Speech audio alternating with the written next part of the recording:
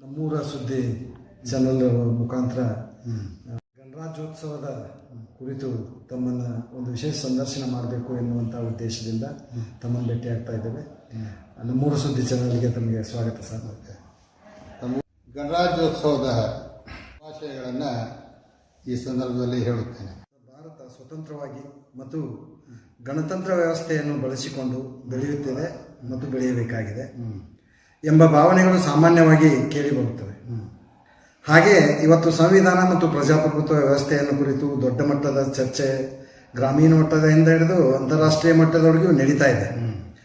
ಈ ಹಿನ್ನೆಲೆಯಲ್ಲಿ ರಾಜನೀತಿಜ್ಞರಾಗಿ ಸುಮಾರು 35 ವರ್ಷಗಳ ರಾಜ್ಯಶಾಸ್ತ್ರ ಉಪನ್ಯಾಸಕರಾಗಿ ತಾವು ತಮ್ಮ ಇಡೀ ಬದುಕಿನ ಅಧ್ಯಯನ ಅಧ್ಯಾಪನ ಮಾಡುತ್ತಾ ಅಸಂಖ್ಯಾತ ವಿದ್ಯಾರ್ಥಿಗಳಿಗೆ ಬೋಧನೆಯನ್ನು ಮಾಡಿದವರು. ಇವತ್ತು ನಮ್ಮ ಬದುಕಿನ ಮಧ್ಯೆ ನಡೆಯುತ್ತಿರುವ ವಾಸ್ತವ ಸಂಗತಿಗಳ ಕುರಿತಾಗಿ ತಮ್ಮ ಅಭಿಪ್ರಾಯಗಳನ್ನು ನಮ್ಮೊಂದಿಗೆ ಹಂಚಿಕೊಳ್ಳಲು ತಮ್ಮನ್ನು ಮತ್ತೊಮ್ಮೆ ಮೊದಲನೆಯದಾಗಿ ಪ್ರಜಾಪ್ರಭುತ್ವದ ಇವತ್ತಿನ ಸ್ಥಿತಿಗಳ ಬಗ್ಗೆ ತಮ್ಮ ಅಭಿಪ್ರಾಯವೇನು ಸರ್? ರಾಜಕೀಯ ಪ್ರಕಾರಗಳನ್ನು ಅನೇಕ ಶತಮಾನಗಳಿಂದ ಪ್ರಯೋಗ ಮಾಡ್ಕೊಂತನೇ ಬಂದಿದೆ. ಇದರಲ್ಲಿ ಪ್ರಜಾಪ್ರಭುತ್ವನೇ ಅತ್ಯುತ್ತಮ ಸರ್ಕಾರ ಎಂದು ಪರಿಗಣಿಸಲಾಗಿದೆ. ಬಹುತೇಕ ಇವತ್ತು ಒಂದು ಪ್ರಜಾಪ್ರಭುತ್ವ ಯುಗದಲ್ಲೇ ಇದ್ದೇವೆ ನಾವು. ಸುಮಾರು 200ರಷ್ಟು ರಾಷ್ಟ್ರಗಳಲ್ಲಿ 150ಕ್ಕಿಂತ ಹೆಚ್ಚು ರಾಷ್ಟ್ರಗಳು ಇವತ್ತು ಪ್ರಜಾಪ್ರಭುತ್ವವನ್ನು ತಮ್ಮ ಸರ್ಕಾರ ಪದ್ಧತಿಯನ್ನಾಗಿ ಅಳವಡಿಸಿಕೊಂಡಿವೆ. ಹಾಗೆಯೇ ಭಾರತ 1947 ಆಗಸ್ಟ್ 15 ನಂತರ ಸ್ವಾತಂತ್ರ್ಯ ಸಿಕ್ಕ ಮೇಲೆ ಸಂವಿಧಾನ ರಚನಾಕಾರರು ಯಾವ ಪ್ರಕಾರದ ಸರ್ಕಾರ ಪದ್ಧತಿ ಇರಬೇಕು ಮತ್ತು ಎಂಥ ರಾಜಕೀಯ ವ್ಯವಸ್ಥೆ ಇರಬೇಕು ಅನ್ನುವಂಥ ಎಲ್ಲ ವಿಚಾರಗಳನ್ನು ಚರ್ಚೆ ಮಾಡಿ ಒಂದು ಸಂವಿಧಾನ ರಚನಾ ಸಭೆಯನ್ನು ರಚಿಸಿ ಆ ಸಂವಿಧಾನ ರಚನಾ ಸಭೆಯಲ್ಲಿ ಈ ಪ್ರಜಾಪ್ರಭುತ್ವ ಸರ್ಕಾರ ಪದ್ಧತಿನೇ ಅತ್ಯುತ್ತಮವಾದಂಥ ಸರ್ಕಾರ ಪದ್ಧತಿ. ಅದು ಪ್ರಜಾಪ್ರಭುತ್ವ ಸರ್ಕಾರವನ್ನು ನಾವು ಅಳವಡಿಸಿಕೊಳ್ಬೇಕು ಅಂತೇಳಿ ನಿರ್ಧರಿಸಿ ನಮ್ಮ ಸಂವಿಧಾನವನ್ನು ರಚನೆ ಮಾಡಿದ್ದಾಗಿದೆ. ಆದರೆ ಪ್ರಜಾಪ್ರಭುತ್ವದ ಸ್ಥಿತಿ ಏನಾಗಿದೆ ಅಂತಂದ್ರೆ ಬಹಳಷ್ಟು ಕನಸುಗಳನ್ನು ಆದರ್ಶಗಳನ್ನು ಮುಂದಿಟ್ಟುಕೊಂಡು ನಾವು ಪ್ರಜಾಪ್ರಭುತ್ವ ಸರ್ಕಾರವನ್ನು ಅಳವಡಿಸಿಕೊಂಡಿದ್ದೇವೆ ಅನ್ನೋ ಸರಿ. ಅದರ ಸ್ಥಿತಿ ಇಲ್ಲಿಯವರೆಗಿನ ಬೆಳವಣಿಗೆಗಳನ್ನು ಅವಲೋಕನೆ ಮಾಡಿದಾಗ ಬಹಳಷ್ಟು ಚಿಂತಾಜನಕ ಆಗಿದೆ. ಏನು ಸಂವಿಧಾನ ರಚನಾಕಾರರು ಏನು ಆದರ್ಶಗಳನ್ನು ಕಂಡಿದ್ರು, ಎಂಥ ಸರ್ಕಾರ ಪದ್ಧತಿ ಇರಬೇಕು ಅಂತೇಳಿ ಅವರು ಬಯಸಿದ್ರು, ಅದು ಸಾಕಾರಗೊಳ್ಳದೇ ಇರೋದು ನಮ್ಮ ಈ ಚಿಂತಾಜನಕ ಸ್ಥಿತಿಗೆ ಕಾರಣ ಆಗಿದೆ. ನಾವು ನಿರಾಶರಾಗಬೇಕಾದದ್ದು ಏನಿಲ್ಲ. ಇಲ್ಲಿಯವರೆಗೆ ಅನೇಕ ಸರ್ಕಾರ ಪದ್ಧತಿಗಳನ್ನು ಪ್ರಯೋಗವನ್ನಾಗಿ ಮಾಡಿ ಪ್ರಜಾಪ್ರಭುತ್ವ ಉತ್ತಮ ಸರ್ಕಾರ ಪದ್ಧತಿ ಅಂತ ಅಳವಡಿಸಿಕೊಂಡು ಅನೇಕ ರಾಷ್ಟ್ರಗಳು ಅಳವಡಿಸಿಕೊಂಡಿವೆ. ಅನೇಕ ರಾಷ್ಟ್ರಗಳಲ್ಲಿ ಪ್ರಜಾಪ್ರಭುತ್ವ ಬಹಳಷ್ಟು ರಾಷ್ಟ್ರಗಳಲ್ಲಿ ವಿಫಲಗೊಂಡಿವೆ. ಉದಾಹರಣೆಗಾಗಿ ಪಾಕಿಸ್ತಾನ ಆಯಿತು, ಬಾಂಗ್ಲಾದೇಶ ಆಯಿತು, ಮುಸ್ಲಿಂ ರಾಷ್ಟ್ರಗಳಲ್ಲಾಯಿತು, ಅರಬ್ ಮತ್ತು ಮುಸ್ಲಿಂ ರಾಷ್ಟ್ರಗಳಲ್ಲಾಯಿತು. ಪ್ರಜಾಪ್ರಭುತ್ವ ವಿಫಲಗೊಂಡ್ರೆ ಮತ್ತೆ ಯಾವ ಸರ್ಕಾರ ಪದ್ಧತಿ ಬೇಕಲ್ಲೇ? ಮತ್ತೆ ಅರಿಸ್ಟೋಕ್ರಸಿ, ಶ್ರೀಮಂತರ ಆಳ್ವಿಕೆ, ಇಲ್ಲ ಅಂತಂದ್ರೆ ಅರಸೊತ್ತಿಗೆ ಅಥವಾ ಸರ್ವಾಧಿಕಾರತ್ವ. ಈ ಅರಸೊತ್ತಿಗೆ, ಸರ್ವಾಧಿಕಾರತ್ವ, ಕುಲೀನ ಪ್ರಭುತ್ವ ಅಥವಾ ಶ್ರೀಮಂತರ ಆಳ್ವಿಕೆ ಎಲ್ಲಗಳಿಗಿಂತ ಇದೇ ಸರ್ಕಾರ ಪದ್ಧತಿ ಉತ್ತಮ. ಆದರೆ ಅದನ್ನು ಉತ್ತಮಗೊಳಿಸಬೇಕಾದದ್ದು ಅವಶ್ಯಕತೆ ಇವತ್ತು ಭಾಳ ಇದೆ. ಹೇಗೆ ಉತ್ತಮಗೊಳಿಸಬೇಕು ಅದನ್ನು? ಅದಕ್ಕೆ ಪ್ರಜಾಪ್ರಭುತ್ವ ಅನ್ನುವಂಥದ್ದು ಅದು ರಕ್ತಗತ ಆಗಬೇಕು. ನಮ್ಮ ಯುವಜನರು ಆ ಪ್ರಜಾಪ್ರಭುತ್ವ ಆದರ್ಶಗಳನ್ನು ಅರಿತುಕೊಳ್ಬೇಕು. Eternal vigilance is the price of democracy, liberty, rights. ಸತತ ಜಾಗರೂಕತೆ ಅನ್ನುವಂಥದ್ದು ಏನಿದೆಯಲ್ಲ, ಅದು ಒಂದು ಸರ್ಕಾರದ ಪದ್ಧತಿ ಯಶಸ್ಸಿಗೆ ಕಾರಣ ಆಗ್ತದೆ. ಅದರಲ್ಲಿ ಏನಾದರೂ ತಪ್ಪಾದ್ರೆ, ಪ್ರಜಾಪ್ರಭುತ್ವ ತಪ್ಪಾದ್ರೆ ಇಟ್ಸ್ ವರ್ಸ್ ದ್ಯಾನ್ ಡಿಕ್ಟೇಟರ್ಶಿಪ್. ಪ್ರಜಾಪ್ರಭುತ್ವ ಏನಾದರೂ ವಿಫಲವಾದ್ರೆ ಅದು ಸರ್ವಾಧಿಕಾರಕ್ಕಿಂತ ಭಾಳ ಕೆಟ್ಟ ಸರ್ಕಾರ ಪದ್ಧತಿ ಆಗ್ತದೆ. ಅಲ್ಲಿ ಸ್ವಜನ ಪಕ್ಷಪಾತ, ಭ್ರಷ್ಟಾಚಾರ, ಹಾಗೆಯೇ ಈ ಜಾತಿ ಪದ್ಧತಿ, ಕೋಮುವಾದ ಇವೆಲ್ಲವುಗಳಿಂದ ಮುಕ್ತ ಆದಾಗ ಮಾತ್ರ ಪ್ರಜಾಪ್ರಭುತ್ವ ಉತ್ತಮ ರೀತಿಯಿಂದ ಉತ್ತಮ ರೀತಿಯಾಗಿ ಅದು ಸರ್ಕಾರ ನಡೆಸಬಲ್ಲದು. ಪ್ರಜಾಪ್ರಭುತ್ವದಲ್ಲಿ ಪ್ರಜೆಗಳೇ ಪ್ರಭುಗಳು. ಚರ್ಚೆ ಮತ್ತು ಸಮಾಲೋಚನೆ ಮೂಲಕವಾಗಿ ನಡೆಯುವಂಥ ಸರ್ಕಾರನೇ ಪ್ರಜಾಪ್ರಭುತ್ವ. ಜನರಿಂದ ಜನರಿಗೋಸ್ಕರವಾಗಿ ಜನರಿಂದ ರಚಿಸಲ್ಪಡುವಂಥ ಈ ಸರ್ಕಾರ ಏನಿದೆ, ನಿಜವಾದಂಥ ಪ್ರಜಾಪ್ರಭುತ್ವ ವ್ಯವಸ್ಥೆಯಲ್ಲಿ ಪ್ರಜೆಗಳೇ ಪ್ರಭುಗಳು. ಅದನ್ನು ಮರೆತು ತಿಳ್ಕೋಬೇಕು. ನಾವು ಸುಮಾರು 1000 ವರ್ಷ ವಿದೇಶಿ ಆಳ್ವಿಕೆಗೆ ಒಳಪಟ್ಟಂಥವ್ರು, ಹಕ್ಕು ಮತ್ತು ಸ್ವಾತಂತ್ರ್ಯಗಳಿಂದ ವಂಚಿತರಾದಂಥವ್ರು. ನಮಗೆ ಸ್ವಾತಂತ್ರ್ಯ ಬಂದಿದೆ, ಅದರ ಸದ್ಬಳಕೆ ಆಗಬೇಕಾಗಿದೆ. ಹಕ್ಕುಗಳು ದೊರಕಿವೆ, ಹಕ್ಕುಗಳು ಇದ್ದಿದ್ದಿಲ್ಲ, ದೊರಕಿವೆ. ಅವುಗಳನ್ನು ತಮ್ಮ ಒಳಿತಿಗಾಗಿ, ತಮ್ಮ ಅಭಿವೃದ್ಧಿಗಾಗಿ, ತಮ್ಮ ವಿಕಾಸಕ್ಕಾಗಿ ಬಳಸಿಕೊಳ್ಳುವುದು ಅಲ್ಲದೇ ಈ ದೇಶದ ವಿಕಾಸಕ್ಕಾಗಿ, ಅಭಿವೃದ್ಧಿಗೆ ಬಳಸಿಕೊಳ್ಳಬೇಕಾದಂಥದ್ದು ಅವಶ್ಯಕತೆ. ಅರಿತು ಹಕ್ಕು ಮತ್ತು ಬಾಧ್ಯತೆಗಳನ್ನು ಅರಿತು ನಾವು ನಡಿಬೇಕಾಗಿದೆ. ಇಲ್ಲದ ಪ್ರಜಾಪ್ರಭುತ್ವಕ್ಕೆ ಭವಿಷ್ಯನೇ ಇಲ್ಲ. ಅದಕ್ಕೆ ಹಂಗೆ ಆಗಂಗಿಲ್ಲ, ಆಗಬಾರ್ದು. ಭಾಳಷ್ಟು ರಾಷ್ಟ್ರಗಳು ವಿಫಲವಾಗ್ಯವ. ಭಾರತದಲ್ಲಿ ಇಷ್ಟೆಲ್ಲ ಕೋಮುವಾದದೆ, ಜಾತಿವಾದದೆ, ಸ್ವಜನ ಪಕ್ಷಪಾತದೆ, ಭ್ರಷ್ಟಾಚಾರ ಮಿತಿಮೀರಿದೆ, ಜನರಲ್ಲಿ ಇನ್ನೂ ತಿಳುವಳಿಕೆ ಮನೋಭಾವನೆ ಇಲ್ಲ, ಹಣಕ್ಕಾಗಿ ಮತಗಳನ್ನು ಮಾರಿಕೊಳ್ಳುವಂಥ ಒಂದು ವ್ಯವಸ್ಥೆನೂ ಕೂಡ ಅದ. ತಮ್ಮ ಅಮೂಲ್ಯವಾದಂಥ ತಮ್ಮ ಪರಮಾಧಿಕಾರವನ್ನು ಚಲಾಯಿಸುವಂಥ ಒಂದು ಅವಕಾಶವನ್ನು ಅವರು ಹಣಕ್ಕಾಗಿ ಮಾರಿಕೊಳ್ಳೋದು, ಜಾತಿ ಆಧಾರವಾಗಿ ಇಟ್ಟುಕೊಂಡು ಬಿಟ್ಟು ಮತ ಹಾಕೋದು, ಇವನ್ನೆಲ್ಲ ಬಿಟ್ಟಿದ್ದಾದ್ರೆ ಈ ದೇಶದಲ್ಲಿನೂ ಪ್ರಜಾಪ್ರಭುತ್ವ ಯಶಸ್ವಿ ಆಗಬಲ್ಲದು. ಮತ್ತು ಯಶಸ್ಸುಗೊಳಿಸಬೇಕಾದದ್ದು ಜನರ ಒಂದು ಮನಸ್ಸಿನಲ್ಲಿ ಬರಬೇಕು. ಜನರು ಆ ನಿಟ್ಟಿನಲ್ಲಿ ಕ್ರಿಯಾಶೀಲರಾಗಬೇಕು. ಪ್ರಜಾಪ್ರಭುತ್ವದಲ್ಲಿ ಕ್ರಿಯಾಶೀಲತೆ, ಸಹನೆ, ತಾಳ್ಮೆ ಇವೆಲ್ಲ ಭಾಳ ಅವಶ್ಯಕತೆ. ಆ ಕಾರಣಕ್ಕಾಗಿ ಇವನ್ನೆಲ್ಲ ಅಳವಡಿಸಿಕೊಂಡು ಪ್ರಜಾಪ್ರಭುತ್ವವನ್ನು ಯಶಸ್ವಿಗೊಳಿಸಬೇಕಾಗಿದೆ. ಸರ್, ತಮ್ಮ ಅಭಿಪ್ರಾಯದಲ್ಲಿ ಸಂವಿಧಾನದ ಆಶಯಗಳು ಈ ದೇಶದಲ್ಲಿ ಜಾರಿ ಆಗಿವೆಯೋ ಅಥವಾ ಇನ್ನೂ ಆಗಬೇಕಾಗಿದೆಯೋ? ಒಂದು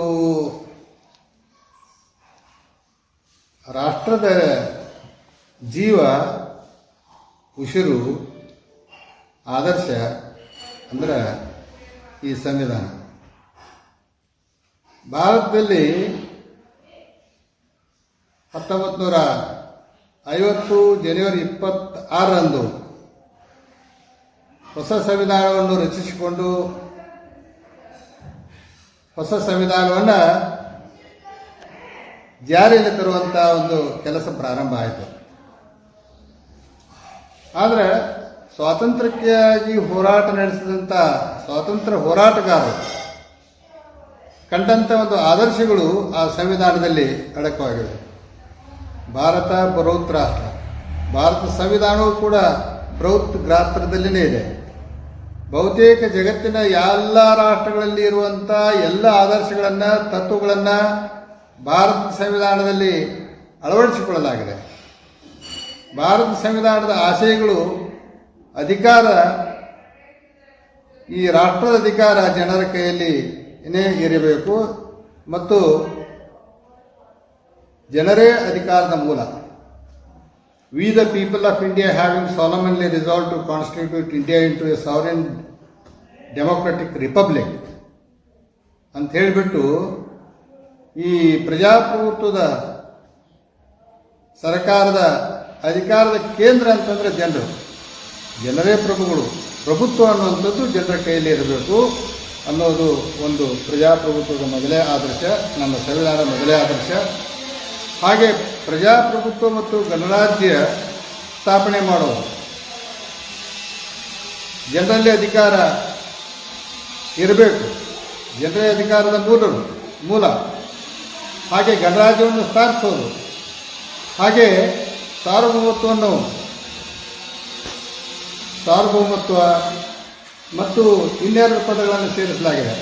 ಅವೆರಡು ಅಂತಂದ್ರೆ ಒಂದು ಸೆಕ್ಯುಲರ್ ಅನ್ನೋದು, ಇನ್ನೊಂದು ಸಮಾಜವಾದ ಅನ್ನೋದು. ಪ್ರಜಾಪ್ರಭುತ್ವ ಆದರ್ಶ, ಗಣರಾಜ್ಯ ಆದರ್ಶ, ಜನತೆಯ ಕೈಯಲ್ಲಿ ಇರಬೇಕು ಅನ್ನುವಂಥದ್ದು ಆದರ್ಶ.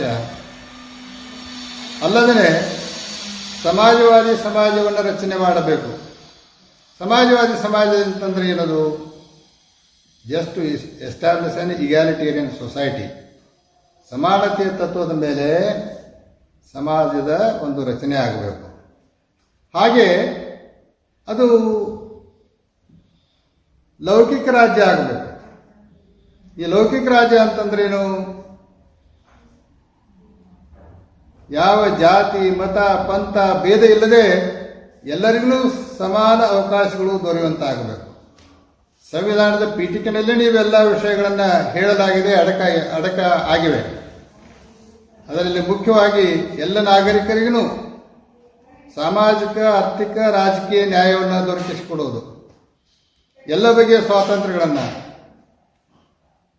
ಅಭಿಪ್ರಾಯ ಸ್ವಾತಂತ್ರ್ಯ, ಪತ್ರಿಕಾ ಸ್ವಾತಂತ್ರ್ಯ, ಧಾರ್ಮಿಕ ಸ್ವಾತಂತ್ರ್ಯ, ಆರ್ಥಿಕ ಸ್ವಾತಂತ್ರ್ಯ ಮುಂತಾದ ಎಲ್ಲ ಸ್ವಾತಂತ್ರ್ಯಗಳನ್ನು ಕೂಡ ಸಂವಿಧಾನ ಎಲ್ಲರಿಗೂ ಇರಬೇಕು ಅನ್ನುವಂಥದ್ದನ್ನು ಹೇಳ್ತದೆ.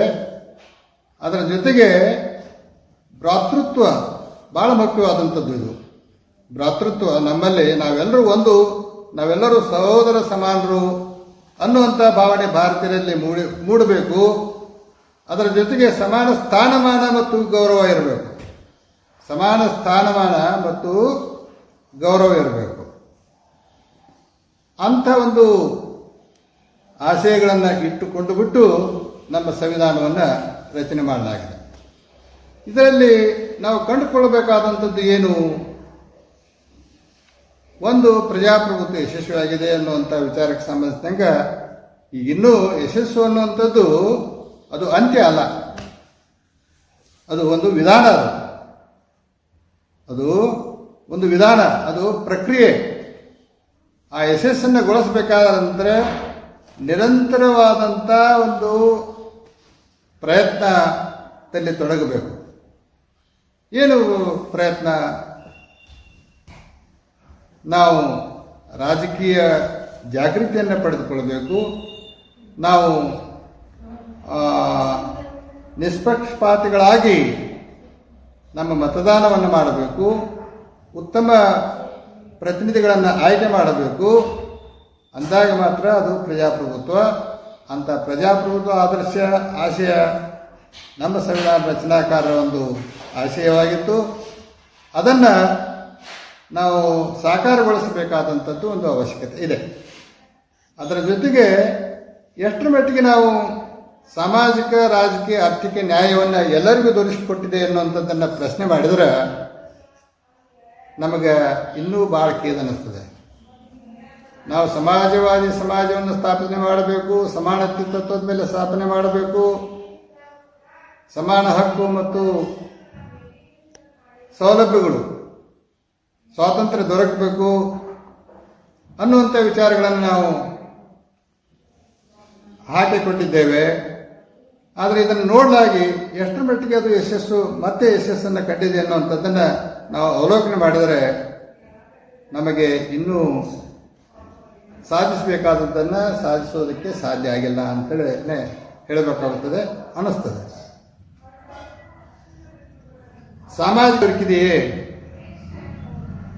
ಆರ್ಥಿಕವಾಗಿ ಎಲ್ಲರನ್ನೂ ಸದೃಢನಾಗಿ ಮಾಡಲಾಗಿದೆ. ಸಾಮಾಜಿಕ ಒಂದು ತಾರತಮ್ಯತೆಯನ್ನು ಹೋಗಲಾಡಿಸುವುದರಲ್ಲಿ ನಾವು ಶಕ್ತರಾಗಿದ್ದೇವೆ ನೋಡಲಾಗಿ ಇನ್ನೂ ಆಗಿಲ್ಲ ಅಂತ ಹೇಳಬೇಕಾಗ್ತದೆ. ಇನ್ನೂ ಆಗಬೇಕಾದದ್ದು ಇದೆ. ಆ ನಿಟ್ಟಿನಲ್ಲಿ ಸರ್ಕಾರ ಅಂದಿನಿಂದ ಇಂದಿನವರೆಗೆ ಅನೇಕ ಕ್ರಮಗಳನ್ನು ತೆಗೆದುಕೊಳ್ತಾ ಬಂದಿದೆ. ಆದರೂ ಕೂಡ ಇನ್ನೂ ತೆಗೆದುಕೊಳ್ಳಬೇಕಾದಂಥ ಅವರು ಸರ್ಕಾರ ತೆಗೆದುಕೊಳ್ಳಬೇಕಾದಂಥ ಕ್ರಮಗಳಿಗಿಂತ ಸರ್ಕಾರ ಅಂತ ಕ್ರಮಗಳನ್ನು ತೆಗೆದುಕೊಳ್ಳುವಂತೆ ಮಾಡೋದು ಒಂದು. ಎರಡನೇದು ಅಂತಂದ್ರೆ ಜನರನ್ನು ಕೂಡ ಸರ್ಕಾರ ತಪ್ಪು ಮಾಡಿದ್ರೆ ಜನಾಭಿಪ್ರಾಯ ಅಮೆರಿಕದಲ್ಲಿ ಎಷ್ಟು ಪ್ರಬಲವಾದತೆಯನ್ನು ಹೊಂದಿದೆ ಅಥವಾ ಶಕ್ತಿಶಾಲಿ ಆಗಿದೆ ಅಂತ ಒಂದು ಜನಾಭಿಪ್ರಾಯ ಈ ವಿಷಯಕ್ಕೆ ಸಂಬಂಧಿಸಿದಂತೆ ಮೂಡಬೇಕು. ಅದರಂತೆ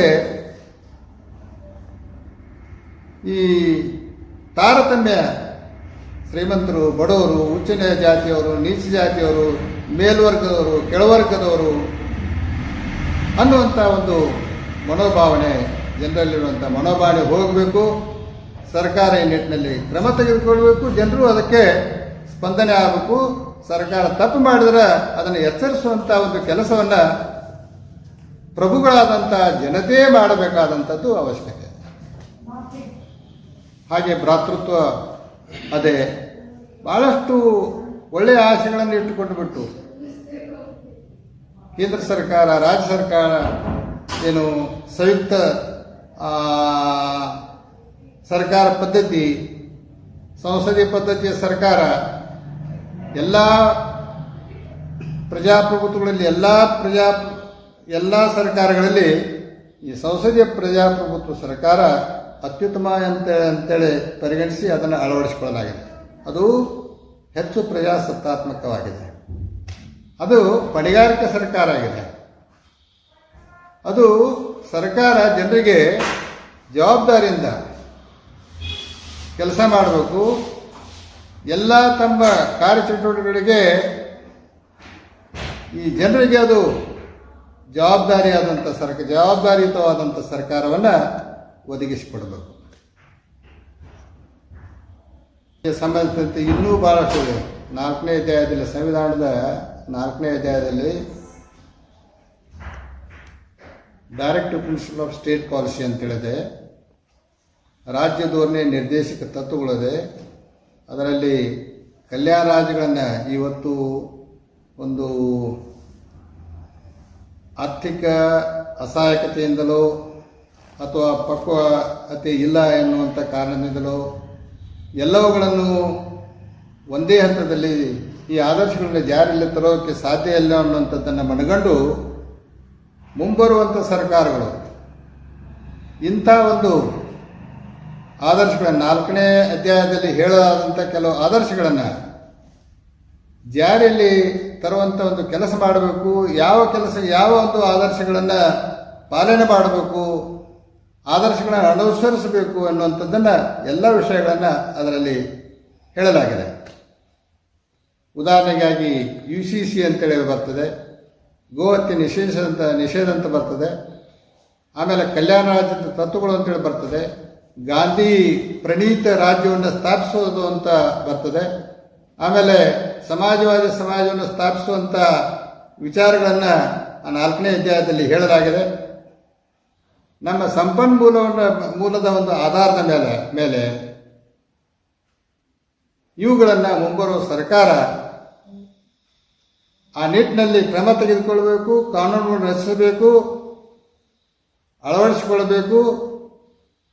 ಅವು ಜನರಿಗೆ ತಲುಪುವಂತಾಗಬೇಕು, ಅದರ ಲಾಭ ತಟ್ಟುವಂತಾಗಬೇಕು ಅನ್ನುವಂಥ ವಿಚಾರದಿಂದ 4ನೇ ಅಧ್ಯಾಯದಲ್ಲಿ ಹೇಳಲಾಗಿದೆ.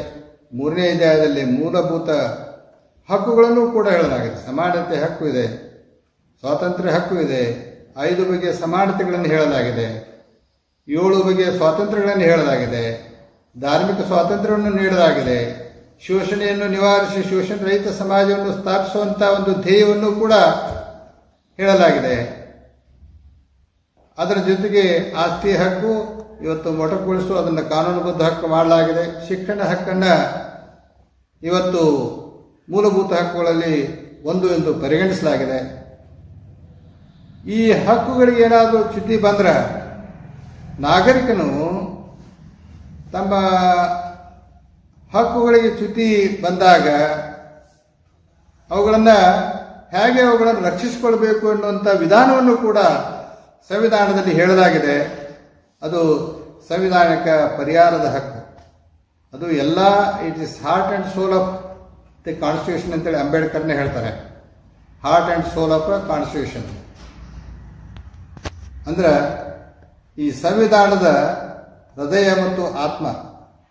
32ನೇ ಪರಿಚ್ಛೇದನದೇ ಸಂವಿಧಾನದ ಪರಿಹಾರದ ಹಕ್ಕು. ಹಕ್ಕುಗಳೇನಾದರೂ ಧಕ್ಕೆ ಉಂಟಾದ್ರೆ ಅವನ್ನ ರಕ್ಷಣೆ ಮಾಡಿಕೊಳ್ಳೋದಕ್ಕಾಗಿ ನ್ಯಾಯಾಲಯಕ್ಕೆ ಹೋಗುವಂಥ ಅವಕಾಶವನ್ನು ಈ ಹಕ್ಕು ಕಲ್ಪಿಸಿಕೊಟ್ಟಿದೆ. ಕೇವಲ ಹಕ್ಕುಗಳನ್ನು ಕೊಟ್ಟರೆ ಸಾಕಾಗೋದು, ಆ ಹಕ್ಕುಗಳನ್ನು ಹೇಗೆ ರಕ್ಷಣೆ ಮಾಡಿಕೊಳ್ಳಬೇಕು ಎನ್ನುವಂಥ ವಿಧಾನವನ್ನು ಕೂಡ ಸಂವಿಧಾನದಲ್ಲಿ ಹೇಳಲಾಗಿದೆ.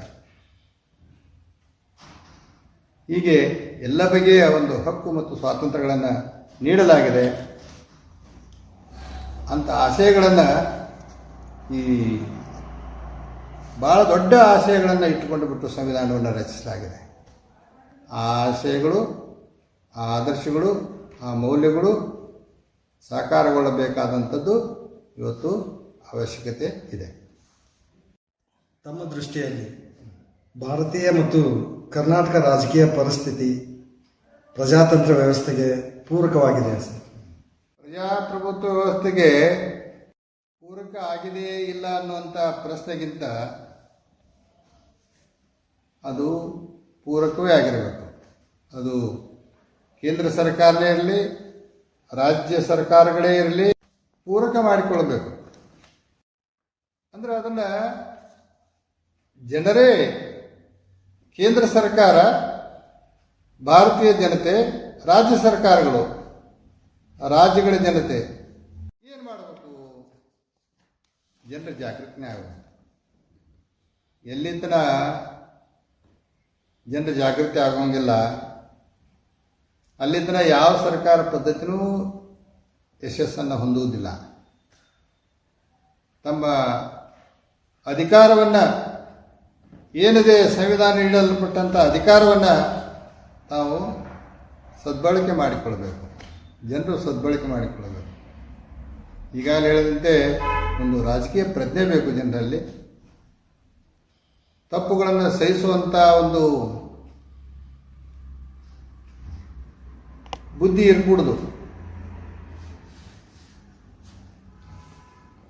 ತಪ್ಪುಗಳನ್ನು ತಪ್ಪು, ಅಪರಾಧವನ್ನು ಅಪರಾಧ ಅಂತ ಎಂದು ಹೇಳುವಂಥ ಒಂದು ಮನೋಭಾವನೆ ಅಥವಾ ಬುದ್ಧಿ ಜನರಲ್ಲಿ ಬರಬೇಕು. ಯಥಾ ರಾಜ ತಥಾ ಪ್ರಜಾ ಅಂತ ಹೇಳ್ತಾರೆ. ಯಥಾ ರಾಜ ತಥಾ ಪ್ರಜಾ, ಹಾಗೆಯೇ ಯಥಾ ಪ್ರಜಾ ತಥಾ ರಾಜ. ಜನರು ಹೇಗಿರ್ತಾರೋ ಹಾಗೆ ಆಳುವವರು ಇರ್ತಾರೆ. ಈಗ ವಯಸ್ಸೇ ವರ್ಷ, ಜನರು ಹೇಗಿರ್ತಾರೆ ಆಳೋರು ಇರ್ತಾರೆ, ಆಳೋರು ಹೆಂಗಿರ್ತಾರೆ ಹಂಗೆ ಜನರು ಇರ್ತಾರೆ. ಜನರೇ ಸರ್ಕಾರದ ಕರ್ತೃಗಳು. ಜನರು ಸರ್ಕಾರದ ಕರ್ತೃ. ಅವರು ತಮಗೆ ಬೇಕಾದಂಥ ಸರ್ಕಾರವನ್ನು ರೂಪಿಸಿಕೊಳ್ಳುವಂಥ ಒಂದು ದೊಡ್ಡ ಅವಕಾಶ ಈ ದೇಶದಲ್ಲಿದೆ, ಪ್ರಜಾಪ್ರಭುತ್ವ ವ್ಯವಸ್ಥೆಯಲ್ಲಿದೆ. ಅದನ್ನು ಅವರು ಪಾಲಿಸಿಕೊಂಡು ಹೋಗಬೇಕು. ಕೇಂದ್ರ ಮತ್ತು ರಾಜ್ಯ ಸರ್ಕಾರಗಳು ಎರಡೂ ಹೊರತಲ್ಲ. ಒಂದು ರಾಷ್ಟ್ರ ಅಭಿವೃದ್ಧಿ ಆಗ್ತದೆ, ಪ್ರಜಾತಂತ್ರ ವ್ಯವಸ್ಥೆ ಯಶಸ್ಸನ್ನು ಹೊಂದದೆ. ಪ್ರಜಾಪ್ರಭುತ್ವ ಯಶಸ್ಸು ಅಂತಂದ್ರೆ ಆ ರಾಷ್ಟ್ರ ಅಭಿವೃದ್ಧಿಯನ್ನು ಹೊಂದದೆ. ತನ್ನ ಸಂಪನ್ಮೂಲಗಳನ್ನು ಹೆಚ್ಚಿಸಿಕೊಳ್ಳೋದಕ್ಕೆ ಸಾಧ್ಯ ಆಗ್ತದೆ. ಜನರಲ್ಲಿ ಒಕ್ಕಟ್ಟು ಮನೋಭಾವನೆ ಬೇಕು, ರಾಷ್ಟ್ರ ಪ್ರಜ್ಞೆ ಬೇಕು, ರಾಷ್ಟ್ರಾಭಿಮಾನ ಬೇಕು. ಇವು ಎಲ್ಲ ಇದ್ದಾಗ ಪ್ರಜಾತಂತ್ರ ವ್ಯವಸ್ಥೆ ಕೇಂದ್ರ ಮತ್ತು ರಾಜ್ಯಗಳಲ್ಲಿ ವ್ಯವಸ್ಥೆಗೆ ಪೂರಕ ಆಗಿರ್ತವೆ ಅನ್ನುವಂಥದ್ದು ನನ್ನ ಒಂದು ಸಂಕ್ಷಿಪ್ತ ವಿವರಣೆ. ಭಾರತೀಯ ಪ್ರಜೆಗಳಾದ ನಾವು ಸಂವಿಧಾನವನ್ನು ಗೌರವಿಸುವ ಮತ್ತು ಅದನ್ನು ನಮ್ಮ ಬದುಕಿನಲ್ಲಿ ಅಳವಡಿಸಿಕೊಳ್ಳುವ ಮಾರ್ಗಗಳು ಯಾವಾಗಲೂ ಬಹಳ ದೊಡ್ಡ ಕೆಲಸ. ಸಂವಿಧಾನದ ಮೇಲೆ, ಸಂವಿಧಾನದಲ್ಲಿ ಅಡಕವಾಗಿರುವಂಥ ತತ್ವಗಳ ಮೇಲೆ ವಿಶ್ವಾಸ, ಪ್ರೀತಿ, ಭರವಸೆ ಜನರು ಹೊಂದಿರಬೇಕು. ಇನ್ನೊಂದೇನದು, ಭಾಳಷ್ಟು ಆದರ್ಶಗಳನ್ನು ಸಂವಿಧಾನದಲ್ಲಿ ಪ್ರತಿಪಾದನೆ ಮಾಡಲಾಗಿದೆ. ಈಗಾಗಲೇ ಅನೇಕ ಸಂಗತಿಗಳನ್ನು, ಅನೇಕ ಆದರ್ಶಗಳನ್ನು ಹೇಳಲಾಗಿದೆ. ಅವನ್ನ ಅಳವಡಿಸಿಕೊಳ್ಳಬೇಕಾದಂಥ ಅವಶ್ಯಕತೆ ಇದೆ. ಸಂವಿಧಾನ ನಮ್ಮ ದೇಶದ ಉಸಿರು, ನಮ್ಮ ದೇಶದ ಬಸಿರು, ನಮ್ಮ ದೇಶದ ಜನತೆಯ ಆಶಾಕಿರಣ. ಅದನ್ನು ಅಳವಡಿಸಿಕೊಳ್ಳುವುದ ಗತ್ಯಂತರನಿಲ್ಲ.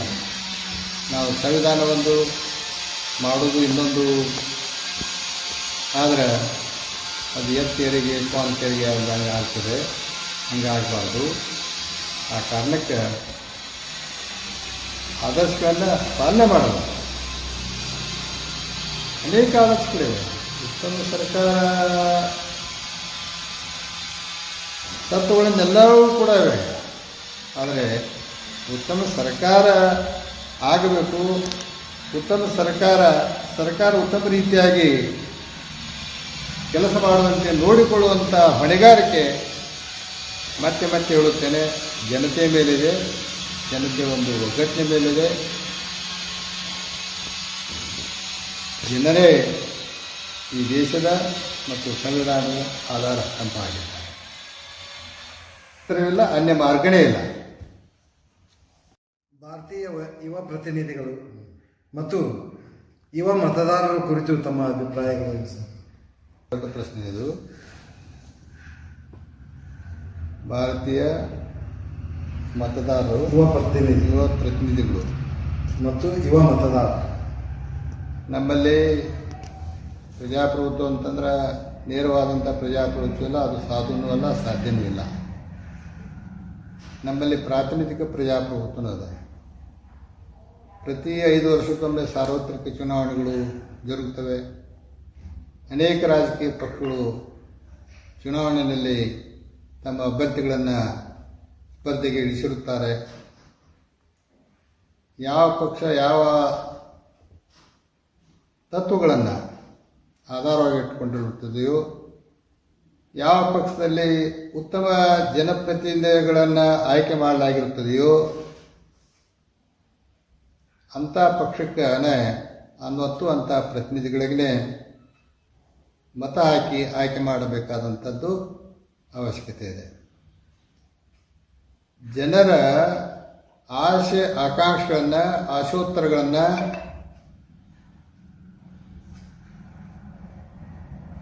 ಜನತೆಯಿಂದ ಆಯ್ಕೆಗೊಳ್ಳಲ್ಪಟ್ಟಂಥ ಪ್ರತಿನಿಧಿಗಳ ಮೂಲಕವಾಗಿಯೇ ಜಾರಿಯಲ್ಲಿ ತರುವಂಥ ಪ್ರಜಾಪ್ರಭುತ್ವ ವ್ಯವಸ್ಥೆ, ಪ್ರಾತಿನಿಧಿಕ ಪ್ರಜಾಪ್ರಭುತ್ವ ವ್ಯವಸ್ಥೆ. ಪ್ರತಿನಿಧಿಗಳು, ಜನತೆಯಿಂದ ಆಯ್ಕೆಗೊಳ್ಳಲ್ಪಟ್ಟಂಥ ಪ್ರತಿನಿಧಿಗಳು ಜನತೆಯ ಆಸೆ ಆಕಾಂಕ್ಷೆಗಳಿಗೆ ತಕ್ಕಂತೆ ಸರ್ಕಾರ ನಡೆಸಬೇಕು. ಸಾರ್ವಜನಿಕ ಅಭಿಪ್ರಾಯಕ್ಕೆ ತಕ್ಕಂತೆ ಕಾನೂನುಗಳನ್ನು ನಡೆಸಬೇಕು. ಸಾರ್ವಜನಿಕ ಕಲ್ಯಾಣವನ್ನು, ಅಭಿವೃದ್ಧಿಯನ್ನು, ದೇಶದ ಅಭಿವೃದ್ಧಿಯನ್ನು ಲಕ್ಷ್ಯದಲ್ಲಿಟ್ಟುಕೊಂಡು ಬಿಟ್ಟು ಕ್ರಮ ತೆಗೆದುಕೊಳ್ಳಬೇಕು. ನೀತಿ ಧೋರಣೆಗಳನ್ನು ರೂಪಿಸಬೇಕು. ಕಾನೂನುಗಳನ್ನು ರಚಿಸಬೇಕು. ಇದು ಪ್ರತಿನಿಧಿಗಳು ಮಾಡಬೇಕಾದಂಥ ಕೆಲಸ. ಜನರ ಆಸೆ ಆಕಾಂಕ್ಷೆಗೆ ತಕ್ಕಂತೆ ಸರ್ಕಾರ ನಡೆಸೋದು. ಮತ್ತು ಇಂಥ ಪ್ರತಿನಿಧಿಗಳು ನಮಗೆ ಸಿಗಬೇಕಾದಂದ್ರೆ ನಾವೇನು ಮಾಡಬೇಕು? ಮತದಾರರು ಕೂಡ ಭಾಳ ಜವಾಬ್ದಾರಿಯಿಂದ ತಮ್ಮ ಮತವನ್ನು ಚಲಾಯಿಸಬೇಕು. ಪ್ರತಿನಿಧಿಗಳ ಆಯ್ಕೆಯನ್ನು ಮಾಡಬೇಕು.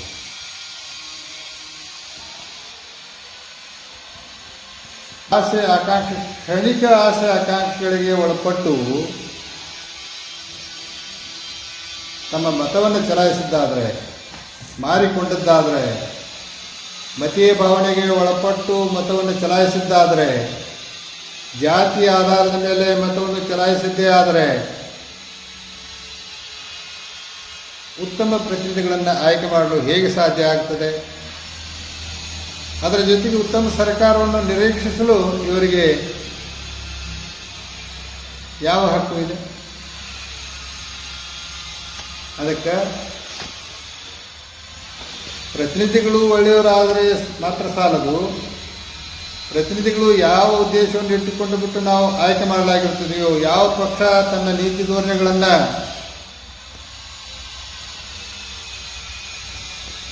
ಹೊಂದಿರುತ್ತದೆಯೋ, ನೀತಿ ಧೋರಣೆಗಳನ್ನು ಆಧರಿಸಿ ಅವರನ್ನು ಆಯ್ಕೆ ಮಾಡಲಾಗುತ್ತದೆ. ಆ ಧೋರಣೆಗಳನ್ನು ಜಾರಿಯಲ್ಲಿ ತರುವಂಥದ್ದು ಕೆಲಸ ಆಗುತ್ತದೆಯಲ್ಲೋ ಅನ್ನೋಂಥದ್ದನ್ನು ಪರಿವೀಕ್ಷಣೆ ಮಾಡಬೇಕಾದದ್ದು, ಪರಿಶೀಲನೆ ಮಾಡಬೇಕಾದದ್ದು ಕೂಡ ಒಂದು ಜನರ ಮತದಾರರ ಕರ್ತವ್ಯ. ಜನರು ನಿಷ್ಪಕ್ಷಪಾತವಾಗಿ ಉತ್ತಮ ಅಭ್ಯರ್ಥಿಗೆ, ಉತ್ತಮ ಧ್ಯೇಯೋದ್ದೇಶಗಳನ್ನು ಹೊಂದಿದಂಥ ರಾಜಕೀಯ ಪಕ್ಷಗಳಿಗೆ, ರಾಷ್ಟ್ರೀಯ ಮನೋಭಾವನೆಯನ್ನು ಹೊಂದಿದಂಥ ರಾಜಕೀಯ ಪಕ್ಷಗಳಿಗೆ ಪಕ್ಷಕ್ಕೆ ಅಧಿಕಾರವನ್ನು ನೀಡಿದ್ದಾದರೆ ಬಹುತೇಕ ಉತ್ತಮ ಸರ್ಕಾರ, ಉತ್ತಮ ಪ್ರಜಾಪ್ರಭುತ್ವ ಸಾಧ್ಯ ಆಗಬಲ್ಲದು. ಪ್ರಜಾಪ್ರಭುತ್ವ ಹೀಗೆ ಯಶಸ್ಸನ್ನು ಹೊಂದುವುದಕ್ಕೆ ಸಾಧ್ಯ ಆಗುತ್ತೆ.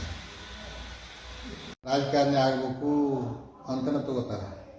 ಅಷ್ಟು ಆಕರ್ಷಣೀಯ ಕಾಣಿಸ್ತದೆ, ಅದು ಅಷ್ಟು ಆಕರ್ಷಣೀಯನೇ ಇದೆ. ಹಂಗೆ ಅಂತ ನಾನು ತಿಳ್ಕೊಂಡಿದ್ದೆ. ಆದರೆ ಈ ರಾಜಕೀಯನೇ ಬೇರೆ, ರಾಜ್ಯಶಾಸ್ತ್ರನೇ ಬೇರೆ, ರಾಜಕೀಯ ತತ್ವ ಆದರ್ಶಗಳೇ ಬೇರೆ. ನಾವು ಅಲ್ಲೇನು ಶಿಕ್ಷಕರು ರಾಜಕೀಯ ನಮಗೆ ತರಬೇತಿ ಕೊಡ್ತಾರೆ ಅಂತೇಳಿ ತಿಳ್ಕೊಂಡು ನಾವು ಕಲಿಯಕ್ಕೆ ಹೋದ್ರೆ ಅಲ್ಲಿ ತರಬೇತಿನೂ ಆಗಲಿ ಅಥವಾ ರಾಜಕೀಯ ಅಧಿಕಾರ ಮೆಟ್ಟಲ ಹೆಂಗೆ ಹತ್ತುವುದನ್ನು ತಿಳಿಸೋದಾಗಲಿ ಅಲ್ಲೇನಿರಂಗಿಲ್ಲ. ಅಲ್ಲೇನಿರ್ತೈತಂದ್ರೆ ನಾವು ಕಲಿಸೋರಾಗಲಿ ಕಲಿಯೋರಾಗಲಿ ಆದರ್ಶಗಳಿರ್ತಾವೆ, ರಾಜಕೀಯ ಆದರ್ಶಗಳಿರ್ತಾವೆ, ತತ್ವಗಳು ಇರ್ತಾವೆ. ರಾಜಕೀಯ ವ್ಯವಸ್ಥೆ ಬೇರೆ ಬೇರೆ ರಾಜಕೀಯ ವ್ಯವಸ್ಥೆ ಬಗ್ಗೆ ಇರ್ತಾವೆ. ಯಾವ ರಾಜಕೀಯ ವ್ಯವಸ್ಥೆ ಸೂಕ್ತ ಅನ್ನುವಂಥದ್ದನ್ನು ನಾವು ತಿಳ್ಕೋಬೇಕು. ಎಂಥ ಸರ್ಕಾರ ಪದ್ಧತಿ ಇರಬೇಕು ಅನ್ನೋಂಥದ್ದನ್ನು ನಾವು ಎಲ್ಲ ಸರ್ಕಾರ ಪದ್ಧತಿಗಳನ್ನು ಅಧ್ಯಯನ ಮಾಡಿ ಅದರಲ್ಲಿ ಸೂಕ್ತವಾದದ್ದು ಯಾವುದು ಅನ್ನುವಂಥದ್ದನ್ನು ನಿರ್ಧರಿಸುವಂಥ ಒಂದು ಅವಕಾಶವನ್ನು ಮಾತ್ರ ಈ ರಾಜ್ಯಶಾಸ್ತ್ರಜ್ಞರು, ವಿದ್ಯಾರ್ಥಿಗಳು, ರಾಜ್ಯಶಾಸ್ತ್ರಜ್ಞರು ಮತ್ತು ವಿದ್ಯಾರ್ಥಿಗಳು ತಿಳ್ಕೋಬೇಕು. ಅದು ರಾಜಕೀಯ ಮೆಟ್ಲೇನಲ್ಲ, ಮೆಟ್ಲ ಹತ್ಬೋದು. ಆದರೆ ರಾಜಕೀಯ ಪ್ರಜ್ಞೆಯನ್ನು ನಮಗೆ ಬೆಳೆಸ್ತದೆ. ಆ ಪ್ರಜ್ಞೆ ಒಂದು ಇತ್ತಂದ್ರೆ, ರಾಜಕೀಯ ಪ್ರಜ್ಞೆ ಇತ್ತಂದ್ರೆ ಸಾರ್ವಜನಿಕ ಪ್ರಜ್ಞೆ ಬರ್ತದೆ, ರಾಷ್ಟ್ರ ಪ್ರಜ್ಞೆ ಬರ್ತದೆ, ಹಾಗೂ ಸಮಾಜದ ಪ್ರಜ್ಞೆ ಬರ್ತದೆ. ಸಮಾಜದ ಏಳಿಗೆ ಒಂದು ಹೇಗೆ ಮಾಡಬೇಕು ಅನ್ನುವಂಥದ್ದು ವಿಚಾರಗಳು ನಮ್ಗೆ ತಿಳಿತವೆ. ಇದುವರೆಗೂ ತಾವು ರಾಜ್ಯಶಾಸ್ತ್ರ ವಿಷಯ ಪರಿಣಿತರಾಗಿ ತಮ್ಮ ವೃತ್ತಿ ಜೀವನವನ್ನು ಅತ್ಯಂತ ಯಶಸ್ವಿಗೊಳಿಸುವುದರ ಮುಖಾಂತರ ಪ್ರಸ್ತುತ ಕಾಲಘಟ್ಟದಲ್ಲಿ ಪ್ರಜಾಪ್ರಭುತ್ವ ವ್ಯವಸ್ಥೆ, ಆ ವ್ಯವಸ್ಥೆಯ ತೊಡಕುಗಳು, ಅದರ ಸಮಸ್ಯೆಗಳು, ಜೊತೆಗೆ ಸಂವಿಧಾನದ ಆಶಯಗಳು, ಅದರ ಜೊತೆಗೆ ರಾಜಕೀಯ ಪರಿಸ್ಥಿತಿ, ಹಾಗೆಯೇ ಸಂವಿಧಾನ ಗೌರವಿಸುವ ರೀತಿ, ಅದರ ಜೊತೆಗೆ ಯುವ ಪ್ರತಿನಿಧಿಗಳು ಮತ್ತು ಯುವ ಮತದಾರರನ್ನು ಕುರಿತು ತುಂಬ ಸವಿಸ್ತಾರವಾಗಿ ಮಾತಾಡಿದ್ದೀರಿ. ತಮಗೆ ನಮ್ಮೂರ ಸುದ್ದಿ ಚಾನಲ್ ಪರವಾಗಿ ಮತ್ತೊಮ್ಮೆ ಧನ್ಯವಾದಗಳು ಸರ್. ತಮಗೂ ಕೂಡ ಮತ್ತೊಮ್ಮೆ ಅರ್ಪಿಸುತ್ತೇನೆ.